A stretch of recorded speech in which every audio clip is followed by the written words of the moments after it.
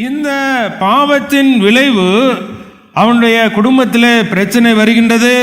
அது மாத்திரமல்ல, அவன் தண்டனையும் அனுபவிக்கின்றான். எனவே அருமையான சகோதரனே சகோதரியே, முதலாவதாக பாவம் மனிதனுடைய வீழ்ச்சியாக அமைகின்றது.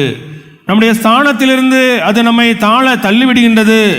இரண்டாவதாக பாவத்தினுடைய விளைவு அது பொறாமை, கோபம், கொலையிலே போய் முடிகின்றது. அது மாத்திரமல்ல, பாவத்தினுடைய விளைவு தாவீதை குறித்து நாம் சிந்திக்கும் பொழுது அது குடும்ப பிரச்சனையும் தண்டனையிலும் போய் முடிகின்றது. 2 சாமுவேல் புஸ்தகம் 12ஆம் அதிகாரம் 18ஆம் வசனம். குடும்ப பிரச்சனை விதமாக பிள்ளை செத்து போயிற்று, அவன் தண்டனையை அவன் அனுபவிக்கின்றான். கிறிஸ்துவுக்குள் அருமையான சகோதரனே சகோதரியே, உங்களுடைய என்னுடைய விசுவாச வாழ்க்கையை நாம் மறுபரிசோதனை செய்து பார்ப்போம்.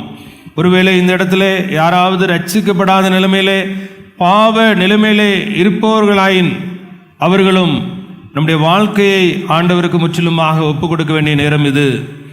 பாவம் மனிதனை தேவனிடத்திலிருந்து அது பிரித்து விடுகின்றது.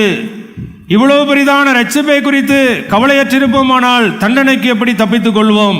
எனவே மூன்றாவதாக, ரட்சிப்புக்கு ஒரே வழி கிறிஸ்துவாகிய பேழையினிடத்திற்குள்ளாக நாம் வர வேண்டும். ஆதியாகமம் 6ஆம் அதிகாரம் நோவாவின் பேழை குறித்து நாம் சிந்திக்கும் பொழுது ஆதியாகமம் 6ஆம் அதிகாரம் 1ஆம் வசனம், அது அவர் இருதயத்திற்கு விசனமா இருந்தது என்று சொல்லி எழுதப்பட்டிருக்கின்றது. அந்த சூழ்நிலையிலே தான் நோவாவுக்கோ கர்த்தருடைய கண்களில் கிருபை கிடைத்து நோவாவுக்கு விதமான கட்டளையை ஆண்டவர் கொடுக்கின்றார். 12ஆம் வசனம், தேவன் பூமியை பார்த்தார், இதோ அது சீர்கெட்டதா இருந்தது, மாம்சமான யாவரும் பூமியின் மேல் தங்கள் வழியை கெடுத்து கொண்டிருந்தார்கள். பூமி சீர்கெட்டதாக காணப்பட்டது. இந்த உலகத்திலே வாழ்கின்ற மனிதர்கள் யாவரும் தங்களது வழியை கெடுத்து கொண்டிருந்தார்கள். என்ன கட்டளை ஆண்டவர் கொடுக்கின்றார்? 13ஆம் வசனத்திலே, பேழையை உண்டு பண்ணும்படியாக ஒரு கட்டளையை நோவாவிடத்திலே பிறப்பிக்கின்றார். நோவா பேழையை உண்டு பண்ணுகின்றான். ஜலப்பிரளயம் வருகின்றது. அவன் தேவ எச்சரிப்பை அவன் பிரசங்கிக்கின்றான். ஆனால் ஜனங்கள் என்ன செய்யவில்லை?